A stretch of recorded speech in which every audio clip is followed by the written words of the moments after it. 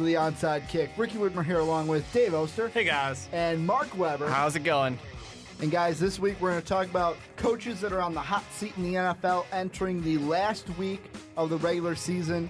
The New York Knicks saying they are not going to make any trades or fire any coaches. And then talk about the playoff races coming into week 17 of the NFL. But guys, 9 coaches who are on the hot seat entering week 17. And there's no surprise, top of the list, Mike Shanahan.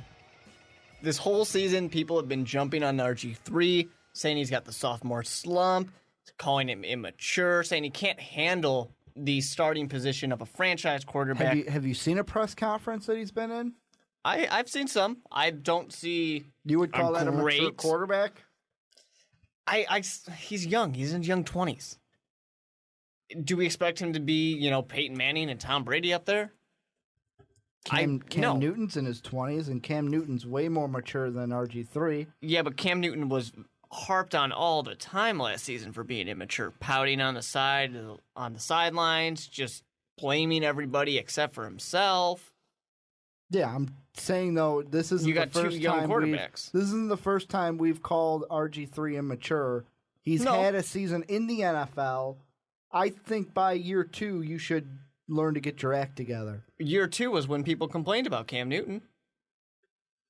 I just think he needs more time. He'll mature. I mean, if he's going to be around, he'll mature. Just give it time. Is it more RG3? Do you blame RG3 for his immatureness or Mike Shanahan?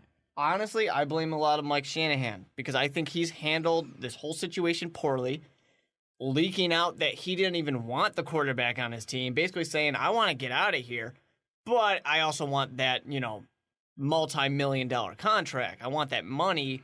So, yeah, I don't like it. He's not going to quit. He wants to be fired, and he's doing everything he can basically to get fired.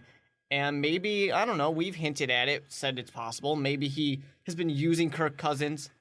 He goes to a team that can go and trade for Kirk Cousins.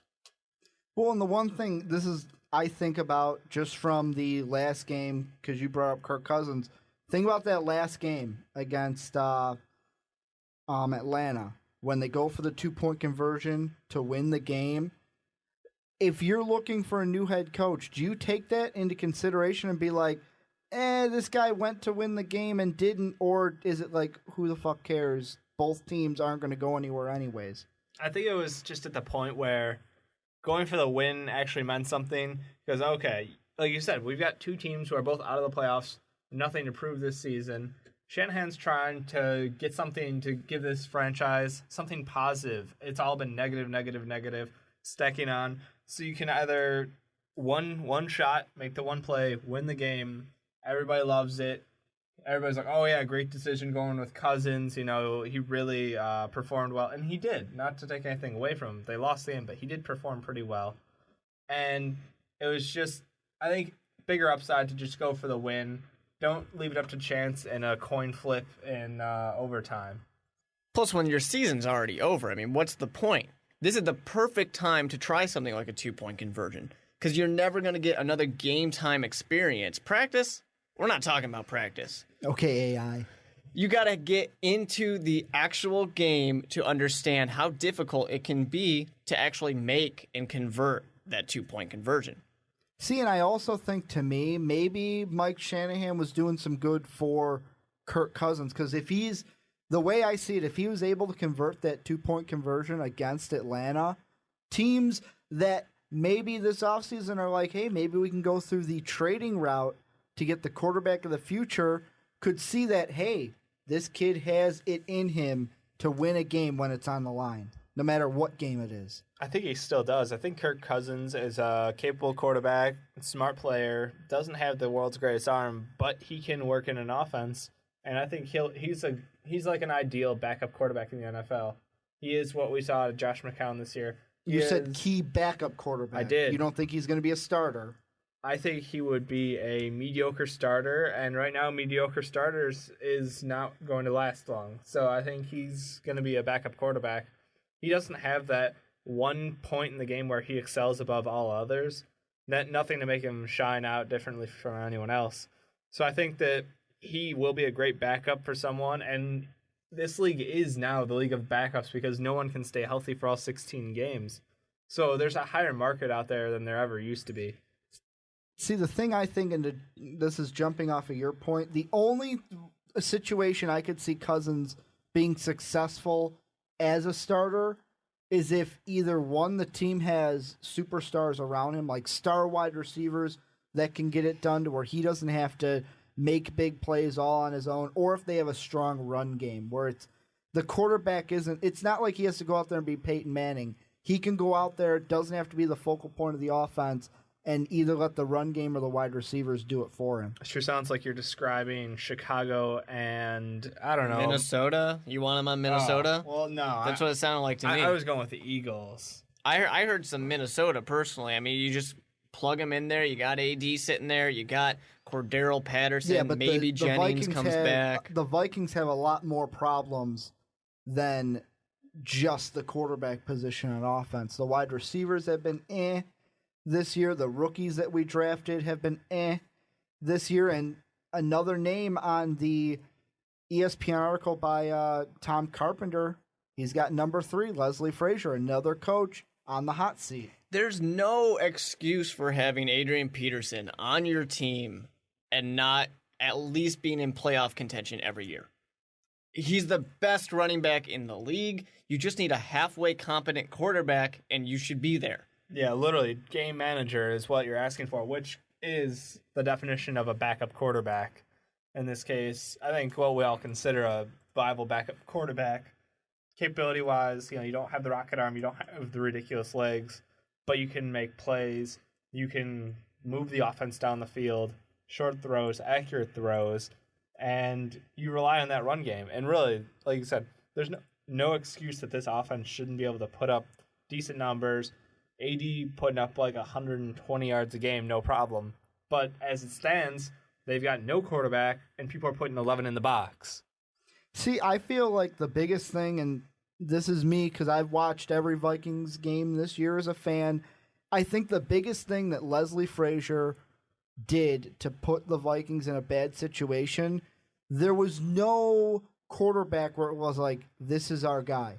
Look at Chicago. Mark Trestman, yeah, I know Jay Cutler's a different quarterback, but even when Jay Cutler got injured and McCown came in, and McCown actually had a better QBR than Jay Cutler, he had the fans in Chicago saying, we want McCown in there over Cutler when Cutler was ready to come back. He was the offensive player of the month. Trestman still said, this is our guy. What did Leslie Frazier do? Started with Christian Ponder, went with Matt Castle against Pittsburgh, then was like, oh, let's sign Josh Freeman, who got released by Tampa, to play a game and never play again. It was like, honestly, nobody on that team knew who the quarterback was. And that's an issue, too, for a head coach, because it shows that he has no idea where his team is going.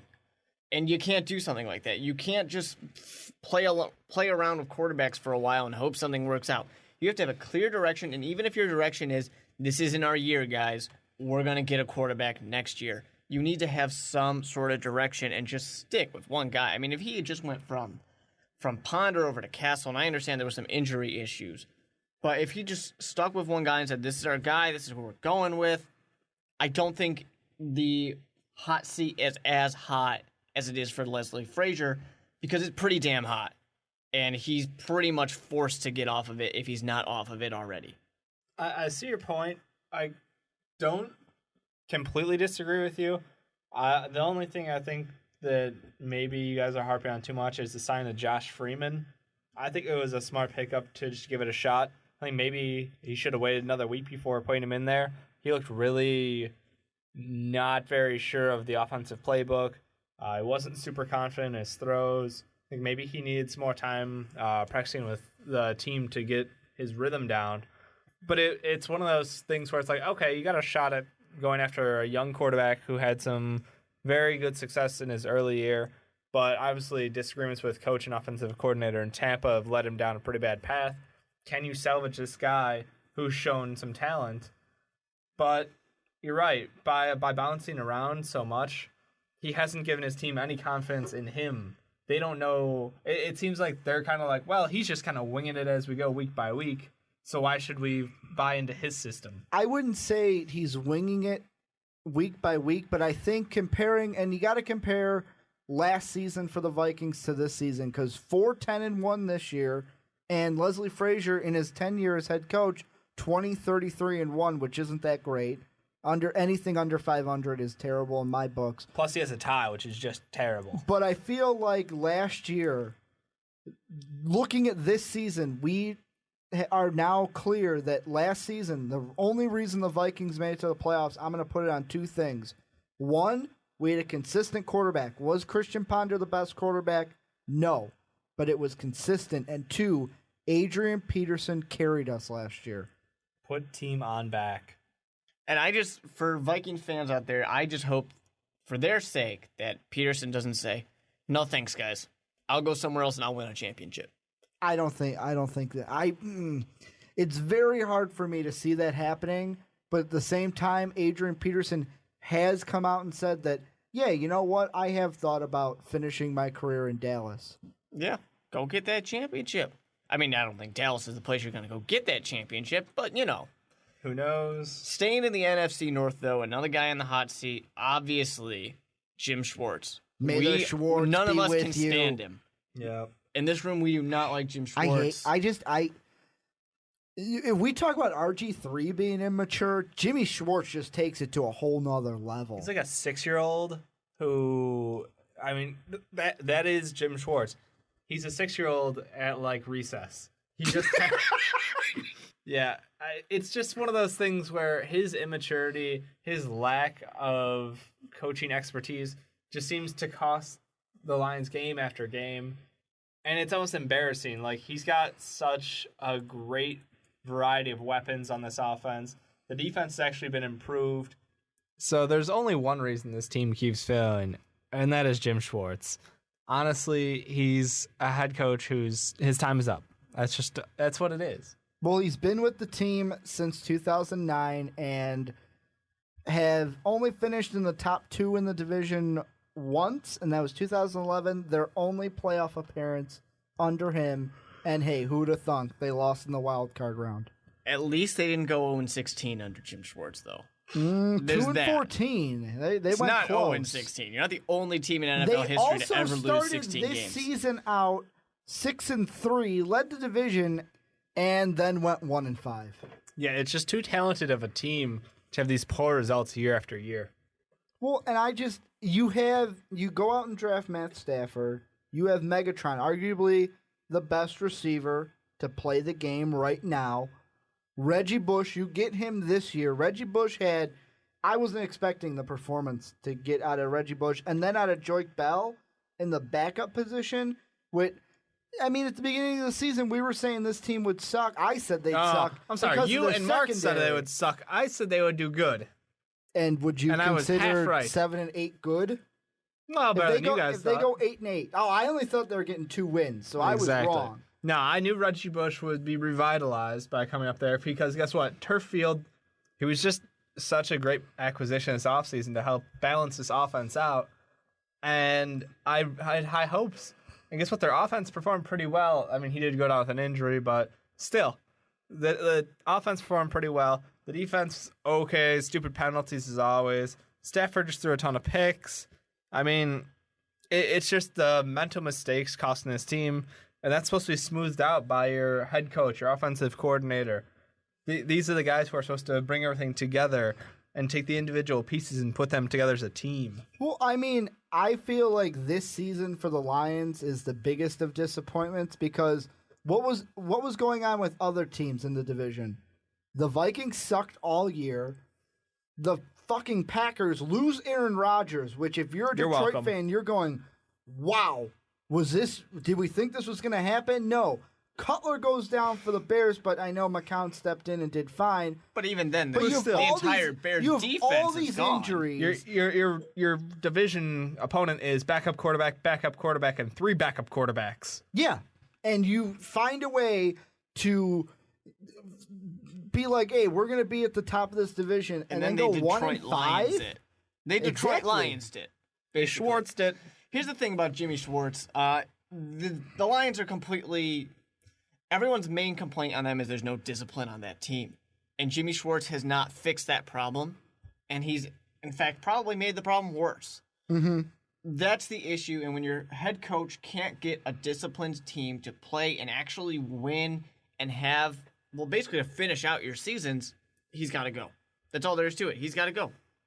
Well, the one thing I'm thinking of going from, we've talked about coaches that are not going to be in the playoffs for sure.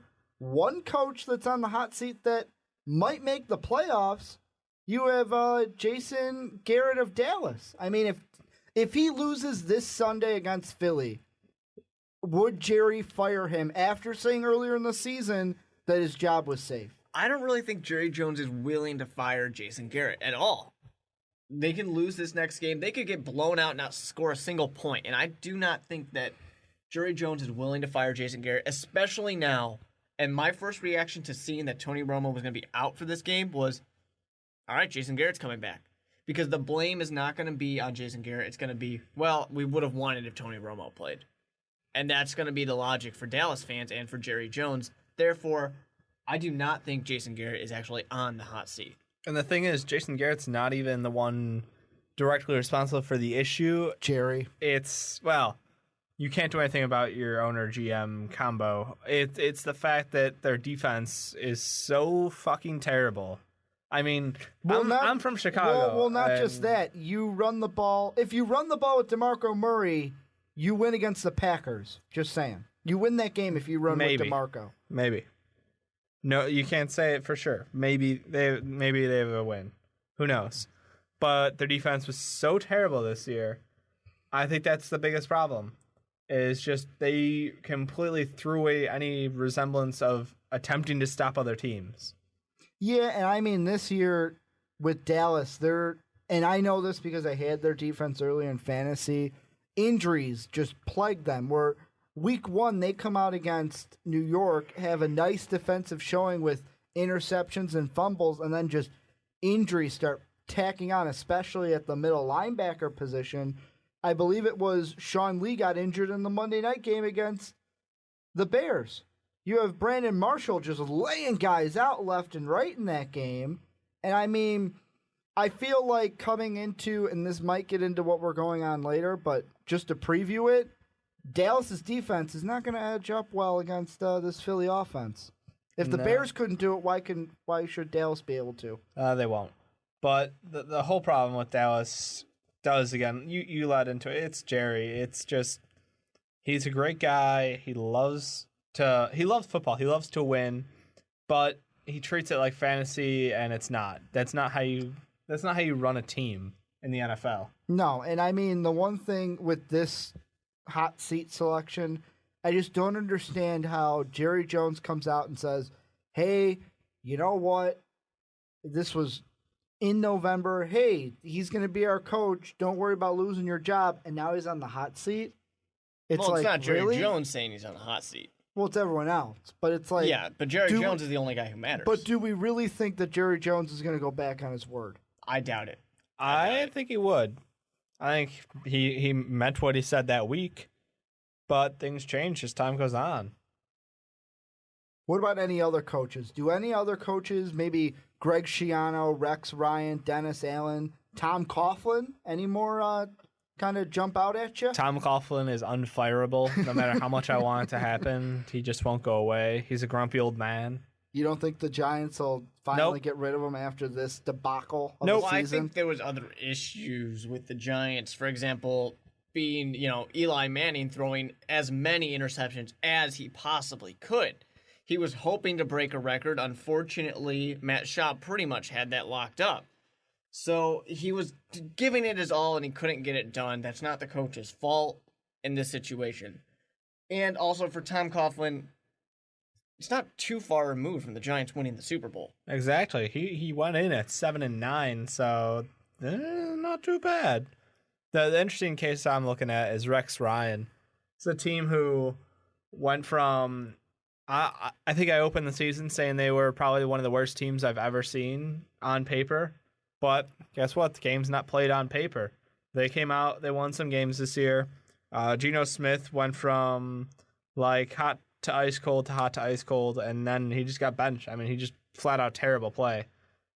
He's absolutely showing his inexperience, his lack of ability to read a defense, and his inability to move along progressions as a quarterback you would expect could do in a traditional system. I don't know. I feel like with the Jets and the Geno Smith thing, I feel like they had a plan. Mark Sanchez was going to be their guy. They were going to let Geno learn under him. And then Mark Sanchez gets injured. And it's like, oh, well, due to like a coaching mistake. Yeah, but still, it happened. And then you just got to throw Geno to the Wolves, basically. Yeah, but I mean, that was coaching incompetence that started this problem. So, I'm not saying it's not. I'm just saying Mark Sanchez doesn't get injured. Geno Smith doesn't see the amount of playing time that he did Probably this season. true. Probably true, but that's not the way it worked out. Oh, so I now know. you have Rex Ryan who needs to get the fuck out of New York. See, I feel like the Jets, out of everything that we've seen this year, Defense. if you turn He's a on, good no, I'm defensive not even coach. going there. If you turn on any of the Fox Sports 1, you turn on ESPN, they're talking about coaching changes. They're talking about Dallas. They're talking about here and there. The Jets are kind of flying under the radar. That's because they've got the wins. I mean, it's surprising to see that they end up the season, or they will end the season with the record. But the thing is, just because they have an okay season with less than ideal situations doesn't mean that Rex Ryan's going to be the head coach. It's clear he can't work around offense. He just doesn't understand offense as a concept.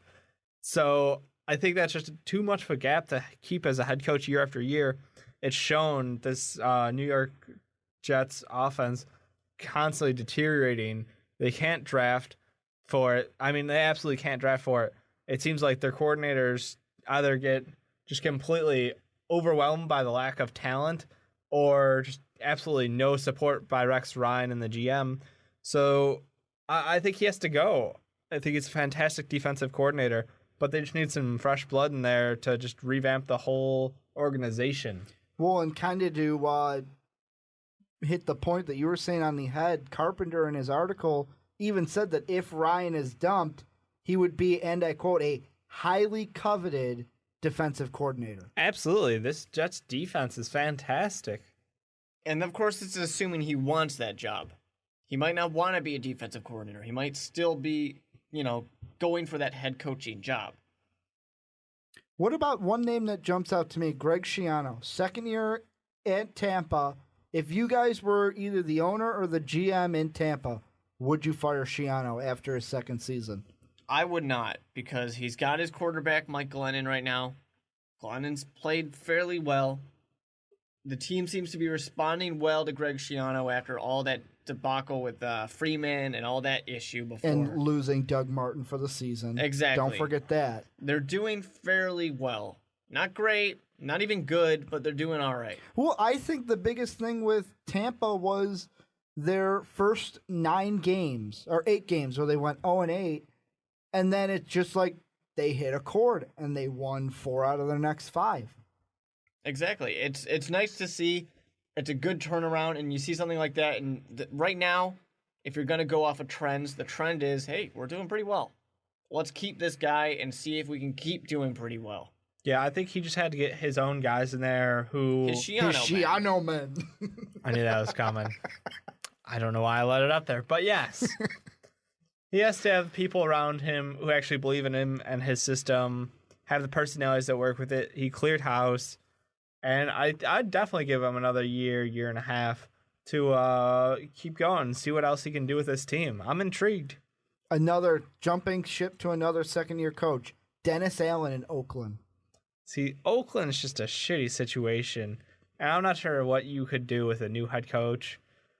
I think that the best thing would be to keep him. I'm seeing some good, some bad with him. I want to let him keep going. And I'm curious to see where they're going to end up at a couple of positions, notably quarterback. Running back is just kind of a turnstile because of injuries. And their defense, flashes of brilliance, flashes of incompetence. I mean, I want to see consistency out of the team. I want to give them another year. I think this Oakland thing is just such a huge project and started with scratch that they just need more time. What did you expect him to do? Did you expect him to take a turd and make it into gold? Because that's impossible. I expected probably 6 wins with Terrell Pryor. Well, and I mean, Terrell Pryor, if he was the quarterback the entire season, yet again, injury problems, Matt McGloin comes in. McGloin did good, especially in that first game he played against Houston. I know they didn't get the wins since then, which in a quarterback, you're judged based on wins and losses. Right.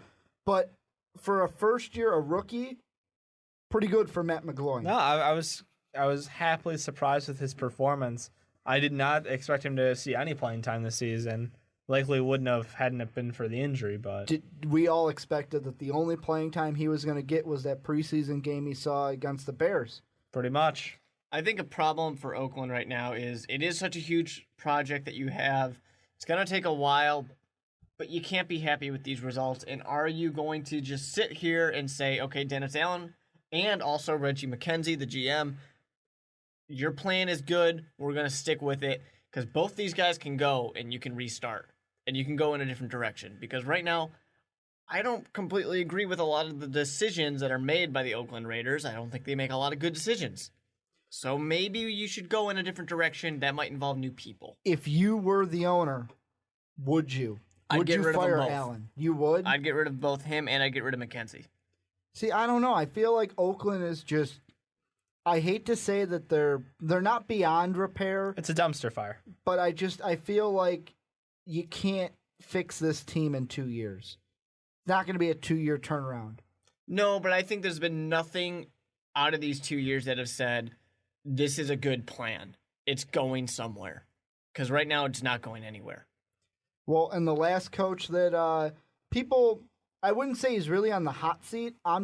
The way I see it is he's looking to maybe get out of Tennessee, maybe if he is fired. But this morning, Mike Munchak of the Tennessee Titans reached out to Penn State to be like, hey, so do you guys know what's going to go on if Bill O'Brien leaves Penn State for the NFL? You know, I've said that I don't think there's ever a reason why an NFL head coach should leave and go back to college. But Mike O'Brien Munchak did it. I mean, O'Brien was a coordinator, but he did it. Head coach, specifically, is what I'm Okay. talking about. So Mike Munchak might actually be one of the few and only people that I say, go ahead. Go to Penn State. Why? We don't know if you're going to keep this job. Penn State's a nice job. And it's a rebuilding team. The team is not, as horrible as everyone thought it was going to be. This would be a pretty good team. Tennessee, there's a lot of issues with Tennessee right now. I don't know if it's worth it to stay there and hope you can fix things and keep your job. Because you might just get, you might get to keep the job this year and get fired next year. There's no guarantee you're going to have any stability here. You'll have more stability at Penn State. Yeah, I would actually think the coach would jump ship on this one before he gets fired. It seems like the best thing that could happen to him would be to go back to college at this point. Not to completely crap all over the Titans, but you've got 2 quarterbacks who haven't really shown the capability of being full-time starters in the league. You got a running back who cashed out 2 years ago and just completely gave up. So the team has needs in multiple key positions, and unless he really wants to go all in and expect to be there for 4 years, probably, I don't see it being worth it. There's a high chance he gets fired if he doesn't perform by next year. So might as well take a very good opportunity as it pops up. Well, and it even goes to the point where honestly, with me, I don't see Bill O'Brien leaving Penn State because, I mean, look at what he's been able to do. Basically, the way I see it, if he leaves Penn State, everything he said was a lie. When they get hit with the sanctions and he's like, we're still going to do great, I'm here for this team. You leave now, and it's like, hey, what's going on, man? They did great, and he was there for the team. Yeah, but I feel like it's like acceptable. you have to stay there a little bit. Stay there until the team at least gets out of the sanction. I don't think that's necessary. So I think So you think Bill O'Brien's going to leave for the NFL? Do you think he will? I'm 50-50 on it right now. I think he should. I think the job opening in Texas would be a great spot for him. And you're talking with Houston, Yes. not with the college, because Texas is True. now a hotbed with coaching jobs. And hey, Mike Munchak, if you can't go to Penn State, why not go to Texas? No, there's some good spots open in college these days. And I think that the Tennessee Titans job isn't exactly ideal for anyone. Well, guys, now to jump over from football to basketball, one of the big stories that hit newsstands today, the New York area, Knicks chairman James Dolan told his players in a meeting that there are going to be no trades or changes to the coaching staff forthcoming. Yeah, I think it's garbage. I completely disagree with it. New York needs to just clean house. I'm from top to bottom, not only players, coaches, GM, everything. It's just a system that hasn't worked. You've wasted a ton of money, brought in wash-up names that don't fit together, that aren't a team, produced zero results, and you're like, nope, we're going to keep it. Because why? Nobody fucking knows. Well, I mean, the one thing I don't understand is how can you say we're going to make no changes via trade after you tried to make a fucking really hard chance to get Kyle Lowry from the Raptors?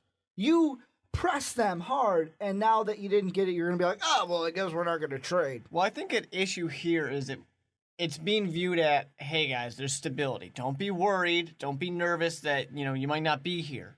Don't start looking at listings somewhere else, You're fine. You don't need to be worried right now. I'm not going to go crazy or anything like that.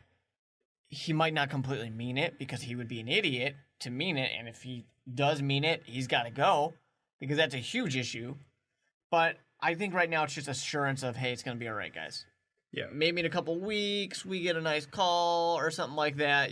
Things change. I was going to say the trade deadline isn't exactly next week, so we still got time to wiggle around that. But no, this is a broken team that has salary cap issues for just stupid reasons. It's stupid decisions coming down from the top. And I think there's a lot of moves that need to be made to clean it out. So I completely disagree with him. And I'm guessing, I probably agree with you, Mark. It's probably just for player reassurance at this point in public view that, oh yeah, no, everything's fine here. We're gonna win with what we got. And then we'll come back in a month and see who we can dish out. See, I don't know. I've been saying this the whole time, this whole season. The one name I think the Knicks have to trade if they want to get at least a little better is Andrea Bargnani. I mean, it has been proven that when him and Melo are on the court, the Knicks are not good.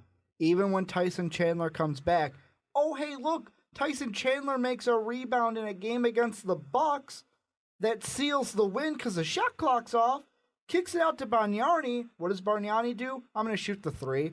Lets the Bucks tie the game on the next possession. Yeah, the thing is, Bargnani's value is completely tanked since going to New York.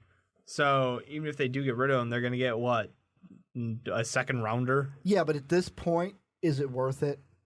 Is it worth it to give just up to get 15 rid of points him? a game? No, I can't see it's worth it.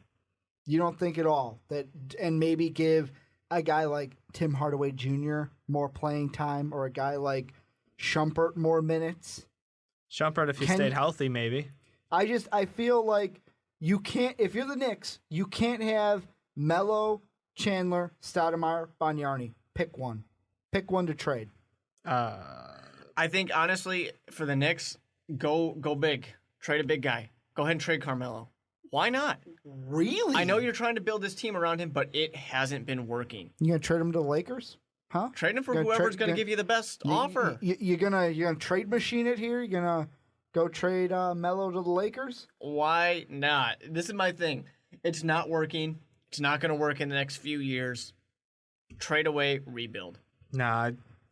Well, they could do that, and I don't totally disagree with you, but I can't see New York pulling the trigger on sending Melo out of town after everything they've done in the city when he first came in, and oh yeah, we're gonna build a big three here for him, and just he's part of the city now. I can see them moving Chandler, which would be a huge mistake because he really was the heart and soul of the team, or even Amari, which he's a shell of himself at this point.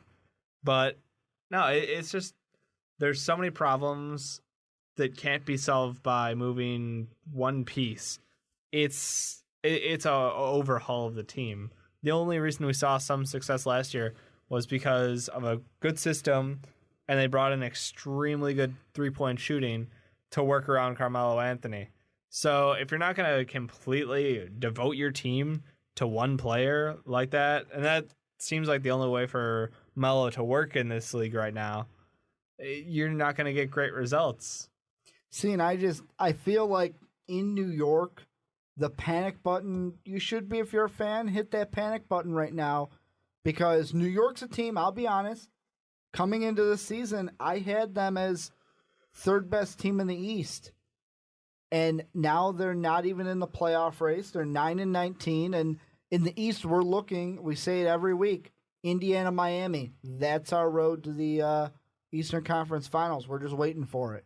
Yeah, and that's about the only winning records. I mean, you got Atlanta sneaking in, but after that, it's everybody with losing records. Pretty embarrassing. Well, and I mean, there's two teams in New York that are struggling with Brooklyn. Oh, I mean, they too have said we're not going to make any trades. Well, Brooklyn has an issue with Jason Kidd. He's going to be out of here fairly soon. You think a mid-season firing? He has no control over the team. The team is already saying they don't support him as their coach. I disagree with that, because this week Jason Kidd said our team is used to losing. We're getting too used to losing. No team should be used to losing. But don't admit that. Guess who backed his comments? Kevin Garnett. And with passion. I feel when you have a guy like Kevin Garnett backing his head coach like that, the Russian's not going to... Yeah, but it's Kevin Garnett. Russian is not going to fire him because Kevin Garnett backs him. I feel like Kevin Garnett has some pull in this league. I don't. I honestly don't think that one guy's standing up for an absolute failure as an attempt at being a head coach 6 months removed from being a player. It's his first time. Yeah. Did we expect him to come out roses? No. I expected him to be a shitty head coach, and he is. And I don't think he deserves this position. And I think it's an insult to the head coaches that were passed up for the position. I think Jason Kidd's biggest problem this year has been when you get a guy like Lawrence Frank, and everyone's like, oh, Lawrence Frank and Jason Kidd, Lawrence Frank on his assistant bench, he's going to help mold Kidd into being a head coach. You guys get into an argument, and Jason Kidd says, get out of my team? What? Really? You don't have an assistant mold the head coach. The head coach molds the assistant. That's the direction it should go. But when we're talking about Lawrence Frank, how many years has he been a head coach? No, I get that. But Jason Kidd shouldn't just go in and be, this is my team now. Have fun. I'll maybe listen to your advice. Yeah, but that's... So if Lawrence Frank is so well respected, why didn't he get the head coaching job? Yeah. I have no idea. Exactly. I feel like it was they went with Kidd because Kidd was the poster boy for the Nets with his playing days in when they were the New Jersey Nets, and he's the sexy signing as head coach. And the Kidd at first said, hey, let's bring Lawrence Frank on as an assistant, and it didn't work out because Kidd was like immature and didn't want to work with him. It's just an entire organization that doesn't really know what they're doing right now. I mean, you got Kidd out there and that's a perfect example of, yeah, here, I'll get an assistant to help me out. No, I don't like what you're saying. Get out of here. It's just inexperience, and there's no clue of this is what we should be doing. It's not working out.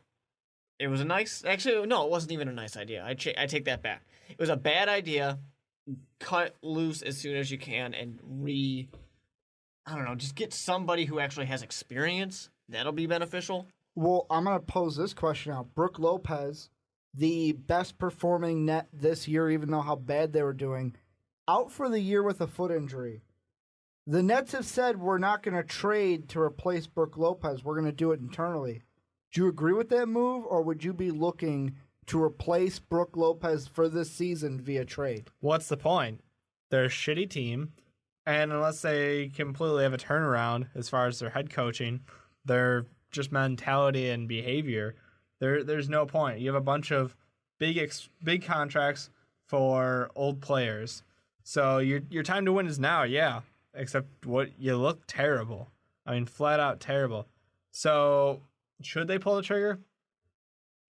I mean, I kind of see the point, of it's now or never with this team. But Well, what are you going to get? Possibly trade a guy like Garnett or Pierce for just something, because really, what would you expect to get from Garnett and Pierce after you made the Celtics look like fucking coming out roses with the trade they made, Yep. sending the old guys for draft picks and young talent? No, it's a bad situation, but if they're in the win now mentality, that they got to do what they got to do. I just think the whole organization is crap. I feel like a broken record. I'm going to give you an over-under. And this is over-under on when Kid gets fired. All-Star break. Before or after? I would say after. I don't think it's going to come too soon. I think the team has to hit another level But of when low. you say after, Like you're immediately. still saying it's going to be within this season. It's not I gonna be think to it's the within this offseason. season. I think he's got to go because this team, there's nowhere for them to go but even lower. Yeah, when your players don't respect you, you got nothing left to be there for. He's not a head coach. He doesn't know how to manage a game. Doesn't know how to coach. The whole thing is just regrettable. Well, guys, now to move back from basketball, going back to football, playoff races, Week 17. We have three. I want to start off with the three games that decide divisions. And the first one, right here in Chicago, Bears, Packers at Soldier Field. Aaron Rodgers back, going to be playing. And although Eddie Lacy is injured, he'll probably play too, which means Bears defense can't stop anything. Mike McCarthy did come out and say no matter if Lacy doesn't practice, he'll still play. Yeah, he's going to play. That's horrifying for Bears fans because Aaron Rodgers historically destroys that defense, and then Eddie Lacy, yet another top running back. What can you do? It's a shootout. If he was a leaf in the wind, we still couldn't stop him from getting through that offense. I mean, it doesn't matter. So it's not looking so great for the Bears, especially considering how much Cutler has struggled against the Packers in his history.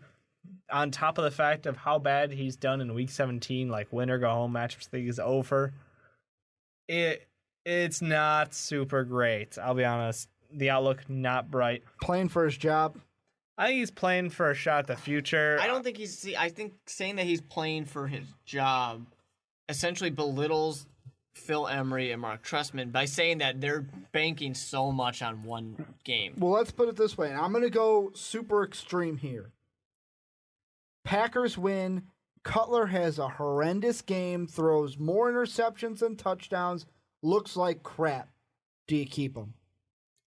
It depends. I still stand by the fact that they have a number. They're going to say, here it is. This is the contract we're offering Much you. like they Are you did gonna with take it? Brian, with Urlacher. Exactly. I think no matter how shitty or how amazing he plays, we could... No, let me take that back. We could go into the playoffs and we could play decently. I don't think we're going to win any games, but we could play decently, and I still think they're going to say, here's the offer. You want it? No? All right. See you later. It's really that simple to me. I think it's a little more complicated than that, Mark. I think if we make the playoffs, he's going to get either an extension or a franchise tag. One or the other, but he'll be on the team next year, hopefully. If we don't make the playoffs, it's iffy because if he goes down with an injury, I say you got to walk away at this point. He's injury prone, proven, just be done with it. And if he does bad, even then, I think you lowball the offer, maybe a shorter term contract, maybe only a 3-year instead of a 5-year like he was hoping. Because if we can have Josh McCown come in as a 36-year-old and just perform so well in this offense, I entirely put my trust in our coaches and this offense and go, yeah, we can go out and get somebody. And I'm totally confident in the fact that they'll learn the system, and after like week 8, they'll be perfectly fine. They can manage the offense. I don't know who it's going to be, but I total trust in that. Well, let me throw this out for you, and either one of you can take it because you guys are both the Bear fans in the room. I want you to talk to that Bear fan right now that's saying we should start McCown in this game against the Packers. No, I think you have to go with Cutler wins games. That's why we brought him here. He's got the arm. He's got hopefully some mobility back at this point. And I do believe he's healthier now than he was last time. So he gives you the best chance to win still. But if he starts underperforming, I'm all for pulling the trigger and bringing McCown back in. I say that as soon as Jay Cutler sits on that bench and he's not getting back up, it's done in Chicago. So, and for some Chicago Bears fan, they're fine with that. But I think the team and the organization is not ready to make that move. And once they sit him down on that bench, he is not signing a contract with Chicago. I feel like this happens anywhere, but I feel like it happens in Chicago the most. And we've seen it with a little bit with Derrick Rose and what he's been battling with injuries. But I feel like the typical Chicago fan came out when Cutler got injured. McCown came in, and McCown did great. You could call it luck, you could call it skill, you could call it know the system, you can call it trustman working with a quarterback, anything you want. The typical Chicago fan came out and said, we don't need Jay. We can win with anyone. Goodbye. Well, I think a lot of Chicago Bears fans specifically like McCown and are willing to ignore McCown's history of losing. Nonstop losing seasons. When the guy had, I think it was his third year when he was starting. It was like back in 2008 or something like that. And he had like a 27 QBR. Yeah, but Josh McCown now, I feel like it's more on his mindset. No, I'm saying, well, his mindset's different. He knows he's the backup. Maybe so. But I think there's the issue that people are just ignoring the fact that it's a guy who has a history of losing games. Plus, he played the worst defenses in the NFL. How many Pro Bowl wide receivers did Josh McCown get to work with before? None before. Yeah, he didn't have two. Right now, he's in one. Should be two because Jeffrey should be a Pro Bowler. He got snubbed. But yeah, it's just... Go ahead, Dave. Go ahead and take it. You can only count the history of him for so much because, like Ricky's saying, this Bears offense, this Bears system combined sets up a quarterback with such, I don't want to say easy, but gives them such opportunity for success that it's like, okay, yeah, so he didn't do great in that system. Didn't do great without wide receivers, without an offensive line, without running. I mean, he's got the weapons around him, and he seems to understand the system well enough that we completely took off training wheels day one, and he performed well. I could care less what his past is. I think it's the same thing like Jeff Garcia. When he came in during his middle to later years, he'd come in and win games. Doesn't matter. I don't care that he was a horrible failure in Cleveland. Yes, so was every single other quarterback. But we see, I mean, that's a good example of it going well, but there's also plenty of times where a player who has a poor past and a consistent past of losing, they win a little bit, people get excited, maybe they get a new contract, and then they lose more games. But I think it's different here because he's, it wasn't losing on that team.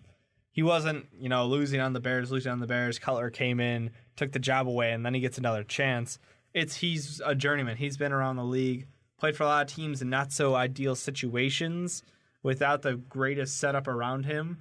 And right now, I think that Trestman's pretty much been called the quarterback whisperer.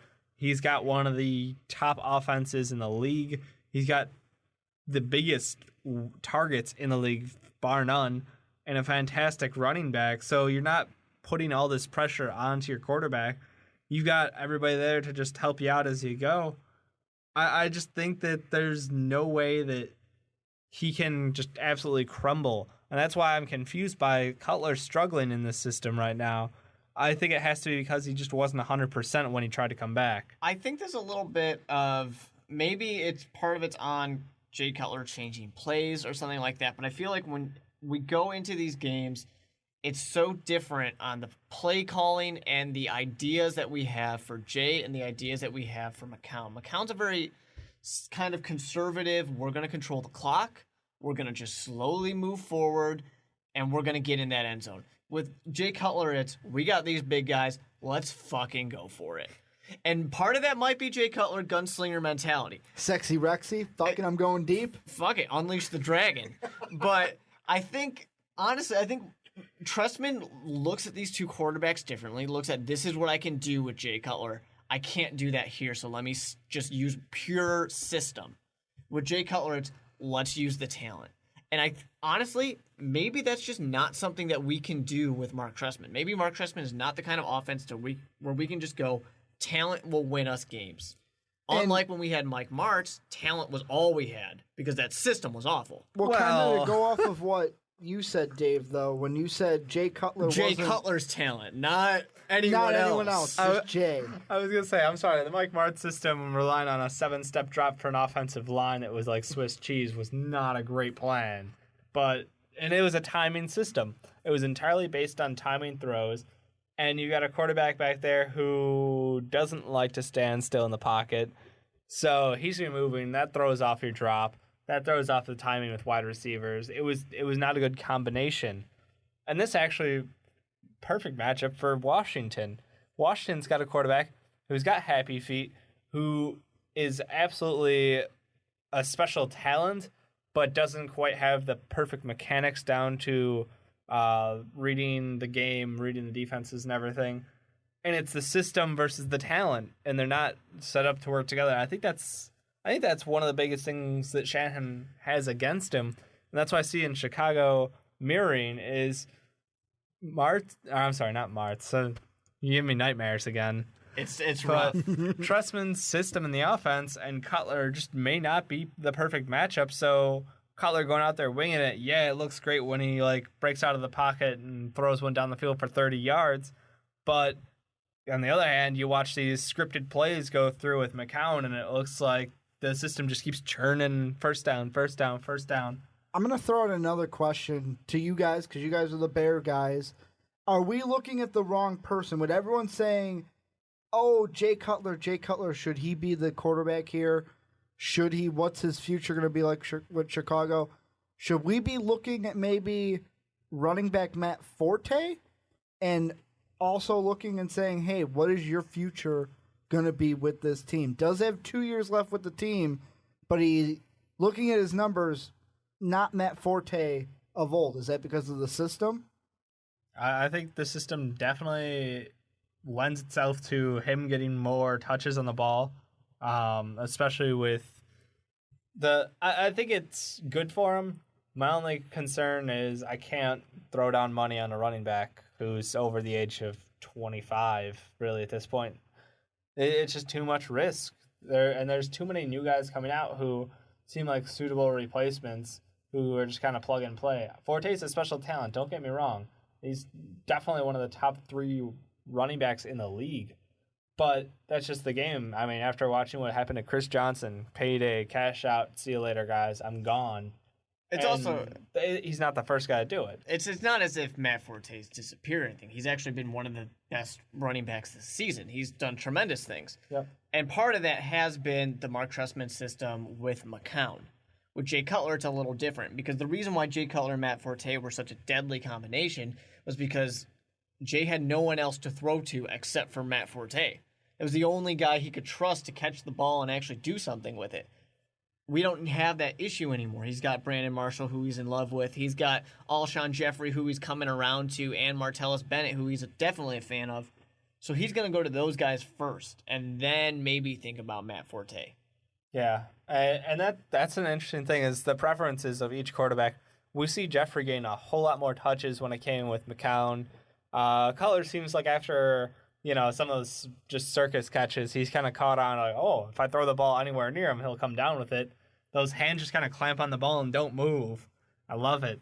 But it definitely makes a big difference when it comes to looking at the numbers at Forte of who he's got in at quarterback. His production just completely varies.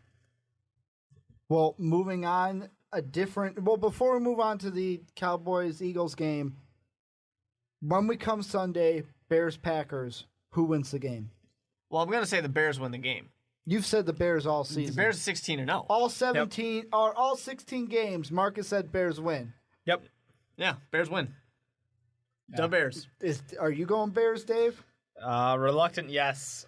I think everybody's thinking Rodgers going to walk back in the system like he was never injured, and it's kind of... I think it's kind of a lot, especially after watching Cutler come back and being hampered by his body not being ready. I think that Rodgers is going to struggle a little. And I know our defense sucks, but still. Last week, the medical examiner or whatever said that Aaron Rodgers was not even close to being ready. Suddenly, he's ready. Yeah. I think that's a little quick. I think there might have just been a little, wink, wink, nod, nod. He's ready to go. See, I feel like, yes, Aaron Rodgers is back. That's a con against the Bears. Another con is the defense. Yep. Pro for the Bears, Clay Matthews isn't going to play in this game. A con, Eddie Lacy might be able to run all over you. I want to pick the Packers so badly, but I can't. I can't pick the Packers. I'm going to go Bears as well because I would like to see the Bears in the playoffs over the Green Bay Packers. It's basically a battle for who wants to get knocked out of the first round, so. Well, and that's one of the things is it depends on the Niners against the Cardinals and Seattle against the Rams. If the Niners can win and the Rams can win, bam, Seattle is in the wild card round. After how many weeks of them, one win and you clinch first overall. With a loss and a Niners win, they're playing the Bears week 1. You got to remember, it all comes down to the timing. How many times do you see a team that's 9-7 go on a run and just dominate, win a Super Bowl? That's what it is now. I mean, they were legitimately saying earlier in the season, is it better for a team like Denver to not win their division? Because that's just the pattern. The pattern now is teams in the wild card round go on a run and win a Super Bowl. Do you fear, then if you're in the AFC, do you fear Kansas City? No, you don't, because they're not a quality team. They're frauds. Yeah, but based off of what you said, not winning the division, we saw last year. I know the Ravens weren't 11-4. The Chiefs might be 12-4 coming into the playoffs if they can get a win over the Chargers. So there's no inkling that you don't see the Chiefs making a run? I mean, anything can happen, but I don't see it happening. Give me a percentage. Odds Chiefs make a run. I'm going 60. I'm going 60%. like 15% that they make a run. Really? Anytime they played quality teams, they lost. They had the easiest schedule in the NFL. If they play the Bengals, round 1, it's possible. Do they win? But the Bengals also are going for that first playoff win, like Matt Ryan with the Falcons were last year. Yep. That's a little bit of a motivating factor. Yeah, and you don't know which Andy Dalton you'll get, so I think they've got the bigger upside, definitely. I'm not a huge believer in the Chiefs, small percent. But getting back to the NFC, come on, these Cardinals, who thought that they would be this good? Let's be honest. If only they had a real quarterback back there. Yep. If Carson Palmer's not a real quarterback to you? I mean, I guess I should say if only they had a quarterback, because Carson Palmer's playing on the other team most of the time. And the Cardinals, they still have a shot at the playoffs. If the Saints lose, the Cardinals win, they're in. Exactly. It's interesting, and I came off raving about this Cardinals team. You just loved like them since you the just draft. like the Honey Badger. No, I love the team. I love the way they built up the team. And again, they were just missing that one piece of quarterback. Carson Palmer, or they were serviceable missing for a now. coach like Bruce Arians. Like Bruce Arians showed that, hey, what I did in Indy last year No fluke. was no fluke. I can do that here. And I mean, I'd love to see the Cardinals get in just because I don't want to see the Saints get in. That would be cool. I'll be honest with you. I think it would be a great turnaround story. But yeah, I think the Cardinals are legitimately one young quarterback away from just this franchise being on the perfect and it's track. unfortunate that not only are they going to miss the playoffs, but they're going to miss a good opportunity to probably go out there and draft that guy. Draft Derek Carr. Draft Johnny Manziel. Just go get one of those guys who probably aren't going to be there in the mid to upper 20s. Another thing, and Mark, I'm pointing at you because claw up, baby. That's claw right. Claw up movement. The Panthers, with a Panther win, a Rams win, and a 49er win, Panthers get the first seed. Which is incredibly surprising. Who saw that coming besides this guy over Besides here? Mark, Actually, I wouldn't say first seed. Was the claw up thing your idea? No, it was not my idea. I saw it on the internet. Okay. And I just ran with it because I loved it. I say that each and every week now whenever I see the Panthers on Red Zone, and I always think to myself, did Mark make that up? I unfortunately did not. I saw Hashtag it. claw up. I saw it and Nation. I love it. But yeah, I mean, I'm all about the Panthers. Do I think they're going to go and win a Super Bowl? Probably not. But I'm just glad to see them winning a division and going out there and getting it done. Well, I mean, even if they don't get the number 1 seed, they win and they're going to get the number 2 seed. But if they lose and the Saints can get a W, we could see and I kind of want to see this, Carolina versus Chicago in the wild card round. Because I want to see Ron Rivera against his old team again. I don't. I think this Panthers team surprisingly good. I'll be honest with you. I did not expect them to end the season up with even close to the top of the division, top of the They'll have NFC. 12 wins if they beat the Falcons this week. I would not have bet my money on that. It just seemed it's such a surprise with their limited wide receiver core. Oh, I think I phrased that correctly. Mm-hmm. But no, I think the Chicago-Carolina thing has been done about 8 times in the last decade. It seems like we always get matched up against them. We always do trades with them, too. It's a weird organizational thing. Greg Olson happened. I mean, we passed safeties back and forth about 5 times. But no, I think it's actually one of the few teams that we have a better shot matching up with if Chicago does win and, if Panthers do lose. Well, when you compare it to situations like, do you want to play the 49ers? No. Well, obviously, you probably won't get the chance to play either 49ers or Seahawks. Either one are bad. If teams like the Saints, Eagles, and Niners all win, and the Bears win, you guys will play the Niners. You have 2 options that are good for if the Chicago Bears even make it to the playoffs.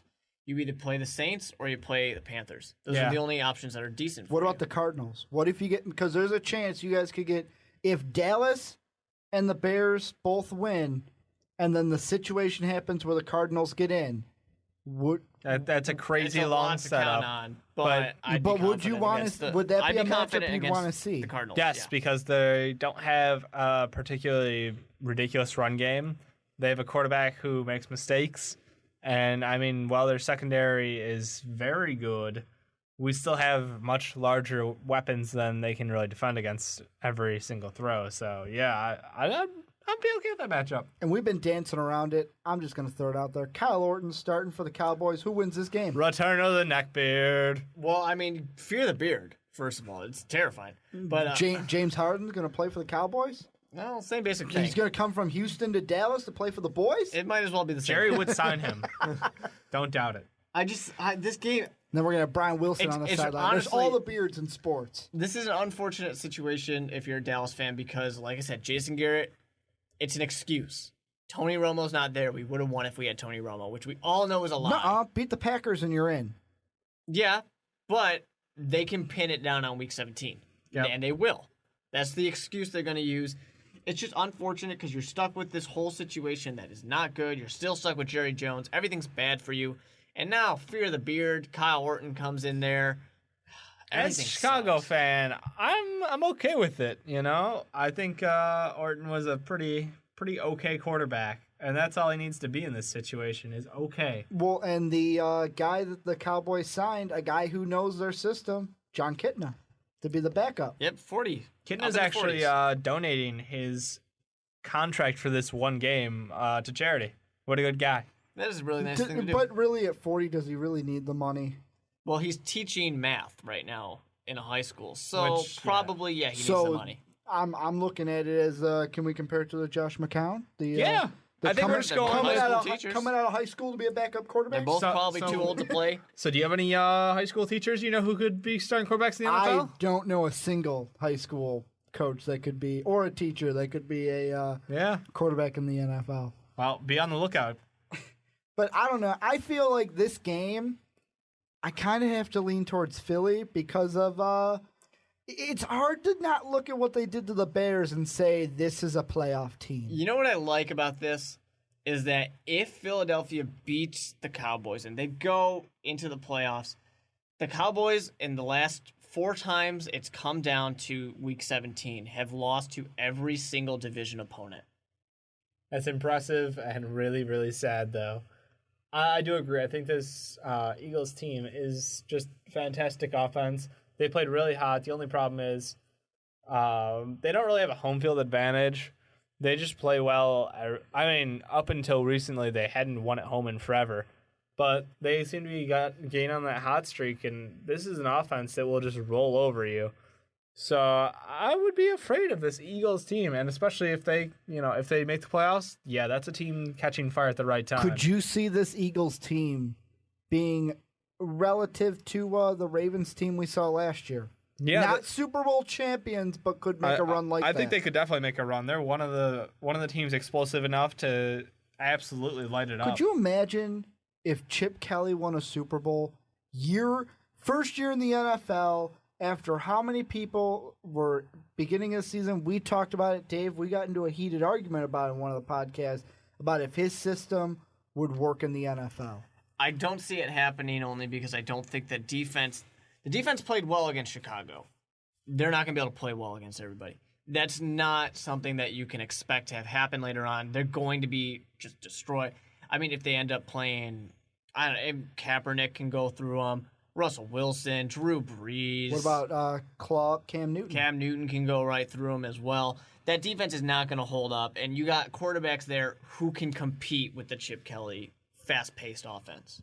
And now kind of AFC question. We have 4 teams vying for one spot. Miami, Baltimore, San Diego, Pittsburgh. Not going to go through all the situations that need to happen. If you had to put your money on one of those 4 teams to get that last spot, who's going to get it at the end of Week 17? Miami, Baltimore, San Diego, or Pittsburgh? I think that the Ravens are going to be back in the Super... sorry, my mistake. Whoa, the Super Bowl? I was getting a little bit of Ray Lewis in me. What? They're going to be back in the playoffs, and I was going to say not going to the Super Bowl, but they'll be back in the playoffs. It's easy for them. I think they can do it. Yeah, I was leaning towards them, but I want to go San Diego on this one. It's an oddball pick for me because I've been so non-faithful to Phillip Rivers and what they've been doing out there. But the more I look at the team and watch the recent games, I'm like, no, they get a chance to be a legitimate team in the playoffs. I'll give you 2. That's cheating. You can't because there's only one spot. No. One's going to make it. One I definitely don't want to see make it. The team that I think is going to make it is Baltimore. The team I don't want to see in there, Pittsburgh. Same here. The Steelers, A, how crappy you started the season, and 2, ever since the Mike Tomlin Thanksgiving, the little shuffle he was doing on the sidelines, I don't want to see you in the playoffs. Get out of here. Go home. Just sit at home all playoffs. You don't deserve to be in the playoffs. And then lose the draft pick. And lose several draft picks. Well, several, maybe 2. I would say maybe 2. How many draft picks do you think they will lose? 1. Only 1? Yeah. High, low, conditional? Don't know. I think it'll probably be like a second rounder. I think it's dumb. Don't lose any draft picks. That's stupid. Dumb way to penalize. Don't take away draft picks. Trying to set an example. It's dumb. Like you're going to have a whole bunch of coaches trotting around on the sideline. Well, actually, the next week they had several coaches who were over the line, and one actually ran into a ref. And guess what? No penalty. None of those actually affected the game in the same way that Tomlin did. Exactly. Well, Tomlin was like right on the field. I mean, if it becomes an epidemic, yeah, go ahead. Start taking away some draft picks. Well, that's the whole point is to make sure it doesn't happen again. It's not going to be a big issue. Plus, even in that case, you're going to wait until the offseason to have the penalty come out? That's stupid. By then, everyone forgot about it anyways. I got one question to end the podcast on.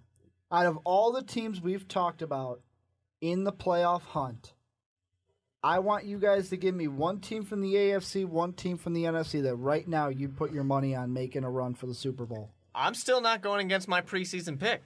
Broncos 49ers. Broncos 49ers. That's a good setup. Why are you still riding the Broncos train after Wes Welker goes down? I mean, because Peyton Manning. Doesn't matter. Peyton Manning can get it done.